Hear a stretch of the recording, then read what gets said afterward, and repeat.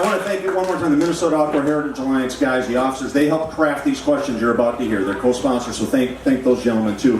Ron, any thoughts before we jump in, or do you want to just take the first question or the second question? I think we got some great questions. I think we ought to start. Should I start with number one there? The 2018 GOP platform calls for repealing the Clean Water, Land, and Legacy Amendment passed by voters in 2008. Is that acceptable to either candidate? And Jeff, I'll let you start. Sure, it's not. I don't agree with it, and there are going to be times where I disagree with my party or a majority of the people in my party, and I actually supported it. I wasn't in the legislature, but I was a voter like everybody else here and was a supporter of the amendment.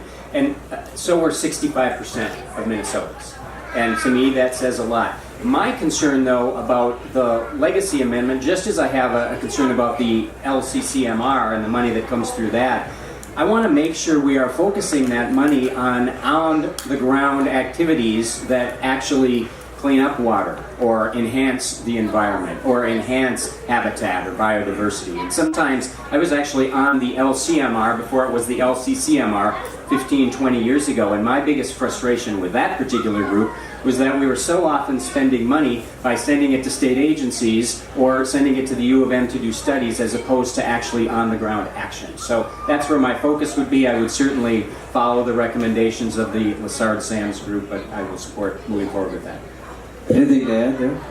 Well, I don't support, but I would like to have some say in the Republican Party platform. If we're going to go from there, we could rewrite some of those things that are in there. But no, we don't. We know it's the wrong thing, those of us in here. And the interesting thing about this is a nonpartisan issue. This was advocated by the groups in here to make the case. Many of us in this room fought, knocked doors, wrote letters to the editors, advocated for it from our positions in the media to make sure we got that fund in there, because it was a great way to leverage dollars. It was a great way to make an impact. When it becomes a political issue and put it in there, we all know that this is just simply talking about there's no need for private lands. There's no need for government to have a role in how we manage those. And I want to give you just a story on leveraging the outdoor heritage funds and using the Farm Bill equip dollars. We took a spring feedlot down just south of Rochester on the Prairie Farm on Trout Run Tree. Overrun, had trash, cottonwoods there and things like that. We leveraged the outdoor heritage funds. We used parts of the equip money. We took that working farmland.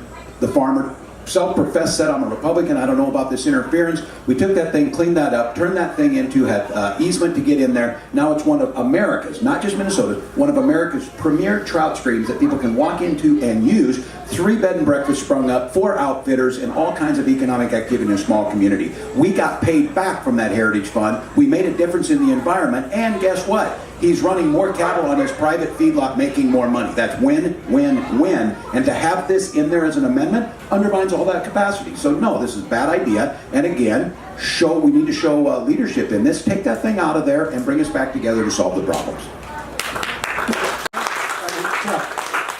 Let me quick follow-up, Jeff. Would you advocate taking that out of the 2020 GOP platform?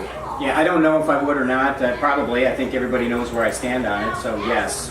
But if I could add something, I think looking at the Lassard-Sams group, the Lassard-Sams Commission, I think that's worked pretty well. I would love to see us expand that and do something similar with the third of the money that goes to water quality and have some sort of water quality commission that has citizens on it rather than just politics as usual.